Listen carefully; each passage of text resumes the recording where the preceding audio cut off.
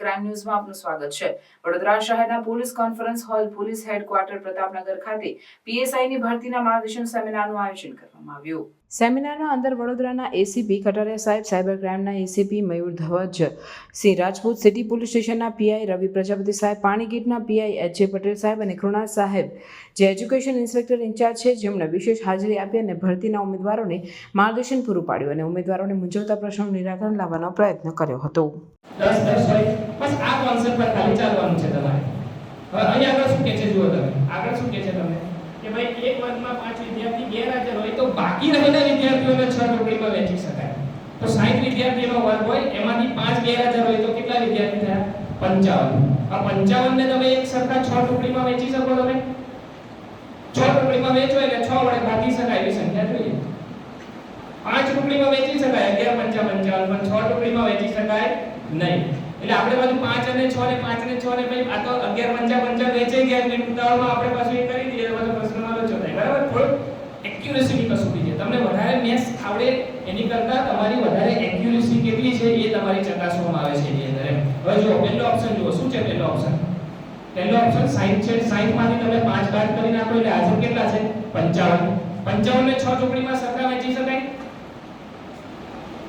સમજાવવાને ના વહેંચી શકાય, પણ આપણે એને તમને બીજું શું લખ્યું છે? બાકી રહેલા વિદ્યાર્થીઓ વડોદરા શહેર પોલીસના હેડક્વાર્ટરમાં હોલની અંદર આજે જે રિટર્ન એક્ઝામ જે છે, જે શારીરિક પરીક્ષા પછી જે રિટર્ન એક્ઝામ આવે છે, રિટર્ન એક્ઝામ માટે જે કેન્ડિડેટ એક્ઝામ આપનાર છે એમના માટે માર્ગદર્શન સેમિનારનું આયોજન કરવામાં આવેલું હતું, જેમાં અમે પોતાના જે પરીક્ષાના અનુભવો છે શેર કર્યા છે, એમના જે ડાઉટ છે એને પણ સોલ્વ કરવાનો પ્રયત્ન કર્યો છે અને 7 ડે ન્યૂઝનો ખૂબ ખૂબ આભાર અમને આના માટે ઇન્વાઇટ કર્યા અને જે પરીક્ષાની તૈયારી કરવાવાળા બાળકો માટે સુંદર કાર્યક્રમનું આયોજન કરવા